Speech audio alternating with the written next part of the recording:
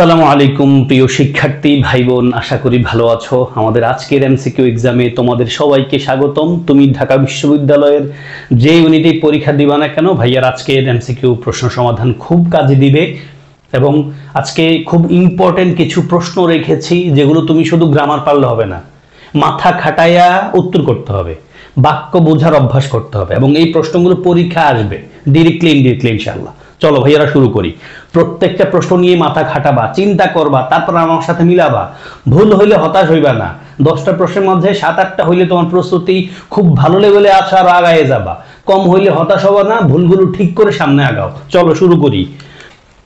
প্রথম প্রশ্ন, if someone is pessimistic he or she is not. যদি কেউ পেসিমিস্টিক হয়, পেসিমিস্টিক মানে হতাশাবাদী, he or she is not কি? He or she is not fantastic, optimistic, tragic নাকি সার্কাস্টিক? কোনটা? চিন্তা করো, পজ করো একটু, লাগলে দেন ভাইয়ের সাথে মিলাও। উত্তর হবে ইফ সামওয়ান ইজ পেসিমিস্টিক, যদি কেউ হতাশাবাদী হয় ভাইয়া, হি or she is not optimistic, তিনি আশাবাদী না, তার মানে ওনার মাঝে কোনো আশা নাই।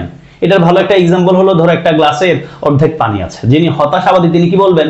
The glass is half empty, গ্লাসটা অর্ধেক খালি। যিনি আশাবাদী মানুষ তিনি বলবেন wow the glass is half full. দেখো ভাই একই কথা, half empty half full. Half full কিন্তু আশাবাদী মানুষের ইঙ্গিত দেয়, আর হাফ এমটি আমাদের লাইফে অনেক কষ্ট আছে ভাইয়া, কষ্টগুলো আমাকে বিপদে ফেলার জন্য আসে না, আমাদের কষ্টগুলো আসে আমাদেরকে আরো শক্ত করার জন্য। Then next question, would you like to go dash a walk? Would you like, এটা খুব পোলাইট একটা এক্সপ্রেশন। উড ইউ লাইক এর পর ইনফিনিটিভ লিখি আমরা, would you like to go dash a walk. কি লিখবে? একটা প্রিপোজিশন লিখো। রিডিং পড়ার অভ্যাস থাকলে অটোমেটিকলি উত্তর পেরে যাবা, গ্রামার নাই কোনো। উত্তর হবে would you like to go for a walk. Would you like to go for a walk, walk শব্দটা নিশ্চয়ই এখানে ভার্ব না, তাই না? Noun. Then they could not help, খুব ইম্পর্টেন্ট কোশ্চেন। বাক্য না বুঝলে উত্তর করতে পারবা না ভুলেও, বাক্য বুঝে পড়ো। They could not help dash leave the car on the road where it had broken down. চিন্তা করো, খুব ইম্পর্টেন্ট পয়েন্ট এটা। যারা পারবা আমার এন্ড থেকে তুমি একটা লাভ রিয়েক্ট দোয়া নিয়ে যাবা, না পারলে অসুবিধা নাই, যদি তুমি বুঝে যাও তাতেও এটা নিয়ে যাইবা, পারলে আমার জানাইবা। কার কার হয়েছে আমার এটা জানাবা, এই প্রশ্ন উত্তরটা কার কার কারেক্ট হয় আমার জানাবা। চিন্তা করো ভাইয়া, পজ করো, 30 সেকেন্ড 40 সেকেন্ড খাটাও এটার জন্য। এটা দামি কোয়েশ্চেন ভাইয়া। ইয়েস, উত্তর হলো আমাদের বাট। কেন সেটা আসো, কেন সেটা যাদের উত্তর হয় তারা আমার জানাইও স্যার হয়েছে। আসো ভাইয়া, দে কুড নট হেল্প, তোমরা নিশ্চয় জানো এই যে ক্যান নট বাট অথবা ক্যান নট হেল্পের কথা, মানে কি কেউ কোনো কাজ না করে পারে না। তাহলে দে কুড নট হেল্প, তারা পারে না, বাট লিভ দ্য কার, মানে তারা এই এক্সপ্রেশনের অর্থ এমন দেয়, দে কুড নট হেল্প, তারা দে কুড নট হেল্প, তারা পারে না, বাট লিভ দ্য কার, মানে তারা গাড়িটা ছেড়ে দেওয়া ছাড়া কোনো উপায় ছিল না। অন দ্য রোড, রাস্তায়, on the road, in the road না কিন্তু, বা এট দ্য রোড না কিন্তু ভাইয়া। They could not help but leave the car on the road, তারা গাড়িটা রাস্তায় ছেড়ে দেওয়া ছাড়া কোনো গতি ছিল না। ওয়ার, যেথায়, ইট হ্যাড ব্রোকেন ডাউন, যেখানে এটা ভেঙে গিয়েছিল। তাহলে দেখো এখানে একটা ইম্পর্টেন্ট পয়েন্টও আছে। এখানে আমরা পাস্ট পারফেক্ট কেন লিখলাম? সেম প্রশ্নটা ভাই যেটা দিলাম এটা আবার পরীক্ষা আসতে পারে। কেমনে? এই যে ইট, এই হ্যাড ব্রোকেন ডাউনে রাইখে দিবে, কারণ ভার্ব থেকে প্রশ্ন নিশ্চিত আসবে। Tense, right from verb, subject verb agreement, voice narration থেকে প্রশ্ন নিশ্চিত আসবে ভর্তি পরীক্ষায়। তাহলে এই পার্টটাতে কেন আমরা হ্যাড ব্রোকেন পাস্ট পারফেক্ট কেন লিখলাম ভাইয়া? এই পয়েন্ট অফ ভিউটা নিশ্চয় জানো তোমরা। অতীতে শেষ হয়ে যাওয়া দুটা কাজের প্রথম কাজটা পাস্ট পারফেক্ট, সেকেন্ডটা পাস্ট ইনডিফিনিট টেন্স। তাহলে গাড়িটা, মানে গাড়িটা যে নষ্ট হয়ে গেছে, গাড়িটা ছেড়ে দেওয়া ছাড়া তার কোনো গতি ছিল না, তাহলে ছেড়ে দিছে পাস্ট টেন্সে, ছেড়ে দিছে পাস্ট টেন্স। এখন চিন্তা করো ভাই, গাড়িটা রেখে রাস্তায় রেখে দিছে, রেখে আগে দিছে না গাড়ি আগে নষ্ট হয়েছে? আগে কিন্তু গাড়ি নষ্ট হয়েছে। গাড়ি যেহেতু নষ্ট হয়ে গেছে, গাড়ি থেকে সবাই নাই না রাস্তায়, মানে গাড়িটার রাস্তায় আগে নষ্ট হয়েছে গাড়ি, ফলে পাস্ট পারফেক্ট। তারপরে গাড়িটা ছেড়ে দিছে পাস্ট পারফেক্ট, পাস্ট ইনডিফিনিট। তাহলে আগে গাড়ি নষ্ট হয়েছে, এই যে ব্রোকেন ডাউন, গাড়ি নষ্ট আগে হয়েছে, পাস্ট পারফেক্ট, এই জন্য তারা গাড়িটা রাস্তায় ছেড়ে দিছে, ওটা পাস্ট ইনডিফিনিট টেন্স। তাহলে উত্তরটা পড়ো ভাইয়া, they could not help but leave the car on the road, তারা রাস্তায় গাড়িটা রেখে দেওয়া ছাড়া কোনো গতি ছিল না, যেটা ইট হ্যাড ব্রোকেন ডাউন, যেখানে এটা ভেঙে গেছে বা অকেজ হয়ে গেছে। There is nothing dash a glass of water on hot sunny day, এটা ঢাকা ইউনিভার্সিটির প্রশ্ন। তবে ভাইয়া গ্রামারটা আমার চেয়েও অর্থ না বুঝলে এই প্রশ্ন উত্তর করতে পারবা না। অর্থ বুঝে পড়ো প্লিজ, রিডিং পড়া অভ্যাস করো, দেখবা পারবা। কি লিখবা? there is nothing dash a glass of water on hot sunny day। বাক্যের অর্থটা এমন দাঁড়ায় there is nothing, এমন কিছুই নাই,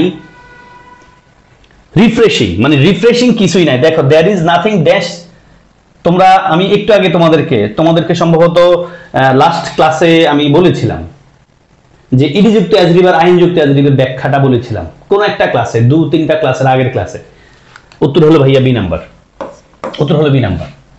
দেখো there is nothing, কোনো কিছুই নাই, তাহলে কোনো কিছু নিয়ে আমরা কথা বলতে যাচ্ছি, কোনো কিছু নিয়ে কথা বলতে যাচ্ছি, কোনো বিষয় নিয়ে ডিসক্রাইব করতে গেলে আমরা আইনযুক্ত অ্যাজরিভ ইউজ করি। দেখো আইনযুক্ত অ্যাজরিভ আছে কেবল 3টা, মানে এই নাম্বার তুমি নিচ্ছ না, বাকি আছে এগুলো। এগুলোর মাঝে আবার তুমি কম্পারিজন করতে হবে কিন্তু there is nothing dash more refreshing than a glass of water on hot sunny day। hot sunny day তে এক গ্লাস ওয়াটারের চেয়েও রিফ্রেশিং আর কিছুই নাই, তার মানে অন্য কিছুর সাথে এই যে গ্লাস অফ ওয়াটারের তুলনা হচ্ছে, ফলে কম্পিটিটিভ মুডটা লাগবে, এটাই বলছে। তাহলে there is nothing, এমন কিছুই নাই, more refreshing, এত refreshing than a glass of water on hot sunny day। কথা ক্লিয়ার ভাইয়া? রিডিং করার অভ্যাস করো ভাইয়া, বুঝে বুঝে পড়ার অভ্যাস করো। পরীক্ষা হলে দেখবা 2-4টা প্রশ্নের উত্তর তুমি গ্রামার টামারের প্যান্সগোস ছাড়া উত্তর পেরে যাচ্ছ। কেন পারছো জানো না, জানা দরকার নাই ভাই, উত্তর হচ্ছে কিনা। এবং তোমার যদি প্রস্তুতি ভালো থাকে, বুঝে বুঝে পড়ার অভ্যাস থাকে, দেখবা বুঝে বুঝে পড়া এবং রিডিং পড়ার অভ্যাস থাকে, পরীক্ষার হলে দেখবা সঠিক উত্তরের দিকে তোমার মন চুম্বকের মতো টেনে যায়, মানে তোমার মনটা টাইনা সঠিক উত্তর দিকে যায়। আর যদি প্রস্তুতি ভালো না থাকে তখন তো হয়তো সাইডের দিকেই টানবে। তবে প্রস্তুতি ভালো থাকলে একটার দিকে টানবে, দেখবা কনফিউশনে পড়বা না ইনশাআল্লাহ। দেন 5 अगेन, এটা একটা ভোকেব বেস কোশ্চেন, একটা বড় বাক্য আছে এবং ভোকেব বেস প্রশ্ন এরকম আসা উচিত। গত বছর আমাদের চট্টগ্রাম ইউনিভার্সিটি সি ইউনিটে এই টাইপের প্রশ্ন আসছিল, আমার খুব ভালো লাগছে এটা দেখে। এটা প্র্যাকটিক্যালি আমাকে তোমাকে ইংলিশ শেখায়। আর ওই যে র্যান্ডমলি ছুড়াছাটা একটা শব্দ এনে বলে কোন অর্থ কি, এটা দিলে তো মুশকিল, কারণ ইংলিশের একই ওয়ার্ডের একাধিক অর্থ হয় ভাইয়া। আসো, things really took of when Microsoft Windows was introduced in 1985। 1985 সালে যখন মাইক্রোসফটটা ইন্ট্রোডিউস করা হয়েছিল, things really took off. Took off মানেটা কি? এখানে বলছে in this sentence took off refers to, কি বলে? Replacement of older version, rise in competition, price increase, নাকি sudden rise in popularity? Pause করো ভাইয়া, চিন্তা করো বাক্যের কনটেক্সটে, উত্তর হবে নিশ্চয়ই sudden rise in popularity. Took off মানে হঠাৎ করে, টুক অফ মানে আমরা নরমাল জানি কি উড্ডয়ন করা, ওই জন্য দ্য প্লেন টুক অফ, বিমানটা সারিয়ে গেছে। তাহলে এখানে এই টুক অফ দ্বারা কি বোঝায়? টুক অফ মানে হলো কেউ কোন একটা পজিশনে বড় হয়ে গেছে হঠাৎ করে, কোন একটা জিনিস হঠাৎ করে জনপ্রিয় হয়ে গেছে, এটা দ্বারা টুক অফ বোঝায়। তাহলে থিংস রিয়েলি টুক অফ, এই টুক অফ বলতে আমরা কি বোঝাবো এখানে? Sudden rise in popularity. Then 6 again ভাইয়া, বাক্য বুঝে পড়ার অভ্যাস না থাকলে এখানে উত্তর করা মুশকিল। তুমি বলো স্যার গ্রামার দিয়ে তো হয়ে যায়, গ্রামার দিয়ে হইতো না ভাই। এটা চিন্তা করো, বলছে dash rise in unemployment in cities, মানে বেড়ে যাওয়া কর্মহীনতা বেড়ে যাওয়া শহরে। More and more people continue to move to urban centres. তার মানে শহরে কি, আমি তো উত্তর দিলি বাংলা, মানে বাংলা অর্থ বললে উত্তর বাইরে যাবে ভাই, বাংলা অর্থের সাথে কানেক্টেড। এটা উত্তর হবে ভাইয়া, উত্তর হবে কি? ডিসপাইট। দেখো দুটা ইস্যু আছে এখানে। ইভেন দো আমরা লিখতে পারছি না, কারণ ইভেন দোর পরে সেন্টেন্স হয়, এটা একটা কনজাংশন। সেন্টেন্স আমাদের এই অংশে নাই। The rise in unemployment in সিটিজ, এখানে সেন্টেন্স নাই। সেন্টেন্স মানে সাবজেক্ট ভার্ব ধরে থাকবে, আছে ভাই? নাই, নাই কিন্তু ভাইয়া। ফলে আমরা ডিসপাইট লিখতে পারি অর্থের সাথে মিল রাখার জন্য। কেমন? ডিউ টু লিখা যায়, ডিউ টু মানে কারণে, কারণে কথাটা দিলে এখানে হয় না। হ্যাঁ, কারণে হয় না। ইন রিলেশন টু এখানে দেওয়া যায় না। ইন রিলেশন টু লিখতে গেলে আমরা আগের একটা রুল, মানে আগে একটা কিছু থাকে, যেমন আমরা বলতে পারি যে I went there to purchase some books, in addition to this I also had a plan to meet one of my friends. এই যে আগের কথার সাথে আমি ইন রিলেশন যোগ করতেছি। ইন রিলেশন টু মানে কি আগে একটা ছিল, নতুন একটা পয়েন্ট অ্যাড করছি, তখন ইন রিলেশন ইউজ করি। এখানে তো শুরু করতেছি এটা দ্বারা। ডিউ টু মানে কারণে, এটা এখানে আসে না অর্থের কারণে। দেখো বলছে ডিসপাইট মানে কি? সত্য ভাইয়া, নিশ্চয়ই তোমরা ডিসপাইটের সাথে পরিচিত, 100% পরিচিত আমি জানি। ডিসপাইট এর পরিবর্তে আমরা ইন স্পাইট অফ লিখতে পারি, এবং ডিসপাইট ইন স্পাইট অফ এর পরে একটা কমা থাকে, এবং ডিসপাইট ইন স্পাইট অফ যুক্ত সেন্টেন্সে যা বলে তার উল্টা পাশে ভিন্ন কথা বলবে, এবং ডিসপাইট ইন স্পাইট অফ যুক্ত পার্টে অবশ্যই ফুল সেন্টেন্স থাকবে না, নাউন ফ্রেজ থাকবে। তাহলে অর্থ হচ্ছে কি? কি আনএমপ্লয়মেন্ট বাড়া, শহরে আনএমপ্লয়মেন্ট বাড়া সত্ত্বেও মানুষজন আসতেছে। তার মানে কি, শহরে ধরো ঢাকা শহরে কিন্তু চাকরি বাকরি সে অর্থে নাই, বাট যারা ঢাকা শহরের বাইরে আছে তারা ভাবে ওয়াও ঢাকা শহরে চাকরি বাকরি ভরা।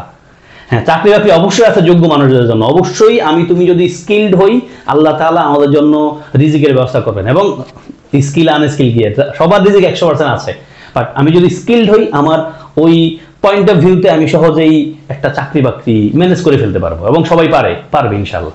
তো এটাই বলছে ভাইয়া, শহরে যদিও চাকরি বাকরি কর্মহীনতা বাড়তেছে তবুও মানুষজন আসতেছে, কর্মহীনতা বাড়লে তো আসবে না আরো, বাট আসতেছে, এটাই বলছে। তাহলে despite the rise in unemployment in cities more and more people continue to move to urban centres. Okay, এবং এটা রাইটিং প্যাটার্ন জন্য তোমাদের ভালো একটা মডেল বটে। দেখো একই শব্দ ওনারা এক সেন্টেন্স দুইবার বলেন না, এখানে সিটিজ বলছে, সিটিজের পরিবর্তে ওনারা আরবান সেন্টার্স বলছে। ভাই সিটিজ যাহা আরবান সেন্টার্স কিন্তু তাহাই। ফলে রাইটিং এ যদি কখনো বিশেষ করে প্যারাগ্রাফ রাইটিং, এক্সপ্লেনেশনে তুমি বা ফ্রি হ্যান্ড রাইটিং কিছু লিখতে চাও, একই বাক্যে একই কথা দুইবার আসলে সেকেন্ড কথাটা একটু ঘুরিয়ে দিও, অর্থ সেম থাকুক বাট একটু ভিন্ন অ্যাঙ্গেল লিখে দিতে হয়, তখন কথাটা ভালো হয়। আসো দেন 7 দ্য সিনোনিম অফ কনসপিকিউয়াস মানে কি? কনসপিকিউয়াস মানে একবার স্পষ্ট বোঝা যায়। Noticeable, hidden, together, complex. উত্তর নিশ্চয়ই পেরে গেছো ভাইয়া। কনসপিকিউয়াস বানানটা খেয়াল করে ভাইয়া, স্পেলিং আকারে তোমার পরীক্ষা আসতে পারে। কনসপিকিউয়াস শব্দটা নিশ্চয়ই একটা অ্যাডজেক্টিভ, ও ইউএস থাকলে আমরা সাধারণত অ্যাডজেক্টিভ ধরি, তাহলে উত্তর হবে নিশ্চয়ই the synonym of conspicuous is noticeable, notice করা যায় এমন। এন্ড দেন তারপর আসো ভাইয়া, when Rupak entered the class, খুব ইম্পর্টেন্ট কোশ্চেন। যদি প্রশ্ন করি আমার এটা উত্তর দিয়ে যাবা তোমরা, এটা তোমাদের জন্য উত্তর, সবাই কমেন্টে লিখবা স্যার 8 নম্বর বাক্যে এন্টার শব্দটা কেমন ভার্ব, কেমন ভার্ব, ভার্বের ক্লাসিফিকেশন নিশ্চয় পারো। 8 নম্বর বাক্যে এই এন্টার শব্দটা কেমন ভার্ব, অপশন দিয়ে যাও। অপশন হলো ট্রানজিটিভ ভার্ব, ট্রানজিটিভ অথবা ইনট্রানজিটিভ ভার্ব। এই 8 নম্বর বাক্যে এন্টার শব্দটা কি ট্রানজিটিভ ভার্ব নাকি ইনট্রানজিটিভ ভার্ব? আর একটু ক্লু দেই, ট্রানজিটিভ ভার্ব হলো এমন ভার্ব যে ভার্বের অবজেক্ট থাকে, আর ইনট্রানজিটিভ ভার্ব হলো এমন ভার্ব যে ভার্বের অবজেক্ট থাকে না বা অবজেক্ট নাই। তাহলে আমারে কমেন্টে লিখবা 8 নম্বর বাক্যে স্যার এন্টার ভার্বটা ট্রানজিটিভ নাকি ইনট্রানজিটিভ, যেটা লিখবা 8 নম্বর বাক্যে এন্টার শব্দটা ট্রানজিটিভ ভার্ব বা ইনট্রানজিটিভ ভার্ব আমরা লিখে যাও। তাহলে when Rupak enter the class, যখন রূপক ক্লাসে প্রবেশ করেছিল, দ্য লেকচার ড্যাশ, তাহলে রূপক ক্লাসে প্রবেশ করছে, লেকচারও শুরু হয়েছে। এখন রূপক ক্লাসে প্রবেশ করার আগে লেকচার শুরু হয়েছে, ফলে ওই লেকচার শুরু হওয়ার কাজটা পাস্ট পারফেক্টে যাইতে হবে, এটা বোঝাই যাচ্ছে মনে হয় না? আমি বলা ঠিক হবে না মনে হয়, তোমরা একটু চিন্তা করো। 8 নম্বর বাক্যের উত্তরটা কইরো, তারপর আমি তোমাদেরকে উত্তর দেখাই। এই বাক্যের উত্তর নিশ্চয়ই কি হওয়া উচিত? অবশ্যই উত্তর হওয়া উচিত ইয়েস, বি নাম্বারটা। দেখো তাহলে এটার উত্তর কইরো, এন্টারটা ট্রানজিটিভ ইনট্রানজিটিভ। যখন রূপক ক্লাসে প্রবেশ করছিল পাস্ট টেন্সে হয়ে যায়। তাহলে রূপক ক্লাসে প্রবেশ করছিল, বাক্যটা পরে আমরা দেখছি দা লেকচার ড্যাশ, লেকচার কি ইতিমধ্যে শুরু হয়ে গেছিল, এই জন্যই he found it hard to follow, মানে ও ফলো করতে, মানে লেকচারটা বুঝতে তার কষ্ট হয়। খেলা দেখতে গেলে যেমন হয়, ধরো তুমি খেলা দেখতে শুরু থেকে, এখন 5 ওভার পরে যদি তোমার কোনো বন্ধু এসে খেলা দেখা শুরু করে, ও কি বলবে? এই যে তামিম আসেনি, সাকিবে আসেনি, মানে এগুলো বলা শুরু করে, কে আউট হয়েছে, কত করছে জিজ্ঞেস করে। শুরু থেকে থাকলে কিন্তু এটা জিজ্ঞেস করা হয় না, এটাই। তো ক্লাসে শুরু থেকে থাকলে আর ওর ফলো করতে কষ্ট হইতো না, যেহেতু শুরু থেকে ছিল না, ও ক্লাসে প্রবেশ যখন করছিল পাস্ট টেন্সে, তার আগে ক্লাস শুরু হয়ে গেছিল, ফলে he found it hard to follow, ফলে এটা পাস্ট পারফেক্ট লিখতে হবে ভাইয়া। দেখো বাক্যের কনটেক্সটটা তোমার বুঝতে হবে, এখানে গ্রামার দিয়ে কিন্তু হয় না, অর্থ না বুঝলে এই উত্তর করা মুশকিল। তাহলে when Rupak entered the class, the lecture had already begun, so he found it hard to follow। উত্তরটা লিখে যাইও ভাইয়া, এন্টার ভার্বটাকে ট্রানজিটিভ না ইনট্রানজিটিভ। 9 নম্বর প্রশ্নে আসো, আওয়ার কলেজ প্রিন্সিপালের 2টা শব্দ আছে ভাইয়া, উত্তর আগে করো। Our college principal is an academic, আমাদের কলেজের প্রধান শিক্ষক একজন academic dash, through and through, out and about, ins and out, on and off. কোনটা দিলে, কোন ইডিয়মসটা এখানে বসালে, এক্সপ্রেশনটা বসালে বাক্যের অর্থটা পরিপূর্ণ হয়? উত্তর হবে ভাইয়া এই নাম্বারটা। আওয়ার কলেজ প্রিন্সিপাল, আমাদের কলেজের প্রধান শিক্ষক ইজ অ্যান একাডেমিক, একজন একাডেমিক মানুষ। থ্রো অ্যান্ড থ্রো মানে পরিপূর্ণভাবে, থ্রো অ্যান্ড থ্রো মানে কি পরিপূর্ণভাবে, তুমি মানে জাত একাডেমিক, এটা বলছে জাত একাডেমিক বলতে উনি পড়াশোনা করে, আর্টিকেল লিখেন, জার্নাল লিখেন, লেকচার দেন, এমনটা। রাজনীতি করেন না, আমাদের তো এখন মানে শিক্ষক হইতে গেলে রাজনীতি করতে হয়, আপনার শিক্ষকতার দিকে অ্যাটেনশন দিতে হয় না, ছাত্রছাত্রীদের কল্যাণের দিকে অ্যাটেনশন দিতে হয় না, শুধু যে রাজনীতি করে ওই রাজনীতির নিয়েই তেল মারে, পোস্ট পদবি বাড়তে থাকে। স্টুডেন্টদের কাছে উনি একবার অজনপ্রিয়, স্টুডেন্টরা পারলে মারে ধরে। উত্তর হবে কি ভাইয়া? Through and through. এখন প্রিন্সিপাল শব্দটা দুটা, এটা হলো প্রধান শিক্ষক, আর একটা প্রিন্সিপাল আছে এরকম PRIN, প্রিন্সিপাল, প্রিন্সিপাল, এটা মানে রীতিনীতি, হ্যাঁ, নিয়ম কানুন। And the last question, during the COVID-19 pandemic many families had to একটা মডেল অফগুলি জানো, had to deal with, ডিলের সাথে উইথ বসতে পারে, many families had to deal with, অনেক ফ্যামিলিতে করতে হয়েছিল, কিসের সাথে ডিল করতে হয়েছিল? in order to reduce, কমানোর জন্য এক্সপেন্ডিচার, খরচ কমানোর জন্য কোভিড-19 এর সময় অনেক ফ্যামিলিতে কিসের সাথে ডিল করতে হয়েছিল? লুসিডিটি, অস্টেরিটি, গ্র্যাজুয়ালিটি নাকি বেনিগনিটি? ওয়ার্ডগুলো একটু অর্ডার লাগতে পারে, সবগুলো ওয়ার্ডের অর্থ জেনে নিবা। ইয়েস, তোমাদের কাছে এখন অনলাইন ডিকশনারি আছে, চ্যাট জিপিটি আছে, এদেরকে জিজ্ঞেস করে কারেক্ট অর্থ জেনে নিবা। পরীক্ষা হলে তো চ্যাট জিপিটি ইউজ করতে পারবা না। হ্যাঁ, আসো, উত্তর হলো অস্টেরিটি। অস্টেরিটি মানে কি ভাই? আড়ম্বরতা। আড়ম্বরতা মানে হলো খুব ধুমধাম চলছে, হা হা, বাচ্চা একটা চকলেট চাইছে, এক বক্স চকলেট কিনে দিছে। একটা টি শার্ট হইলে হয়, বাজার থেকে যা 10টা টি শার্ট কিনে নিয়ে আসছে, এটা তো হইলে হবে না। এটাই বলছে ডিউরিং, এই জন্য কার জন্য ওয়ারেন বাফেটের একটা কথা আছে, সম্ভবত পড়েছিলেন কোথাও, যে তুমি যদি তোমার যা না লাগে তা কিনতে থাকো, একটা সময় তোমার যা যা লাগবে তাও কিনতে পারবে না। ফলে যা লাগবে না তা কেনা দরকার নাই। যদি এটা হয় তাহলে একটা সময় এসা যা যা আমার আছে এটা ব্যস্ত হবে, মানে যা আছে এবং যেগুলো লাগবে এগুলো বিক্রি করতে হবে, কিনতে পারবোই না। ডিউরিং দ্য কোভিড-19 প্যান্ডেমিকের সময় many families had to deal with, অনেক ফ্যামিলিদেরকে অস্ট্রেলিয়ার সাথে ডিল করতে হয়েছে, মানে এই যে আড়ম্বরতাকে ডিল করতে হয়েছে। কি জন্য? In order to reduce expenditure, খরচ কমানোর জন্য। এই ছিল ভাইয়া আমার আজকের এমসিকিউ এক্সাম। কার কয়টা প্রশ্ন কারেক্ট হয়েছে আমাদের জানাবা, এবং একটা প্রশ্ন করেছিলাম সেটার উত্তর দিবা, এবং ক্লাস করে উপকার পাচ্ছ কিনা আমাকে নিশ্চয়ই একটু ফিডব্যাক দিয়ে যাবা। ক্লাসে লাইক দিবা, বন্ধুদেরকে দেখার সুযোগ করে দিবা, আমার চ্যানেল নতুন হলে সাবস্ক্রাইব করবা। আসসালামু আলাইকুম ওয়া রাহমাতুল্লাহি ওয়া বারাকাতুহু।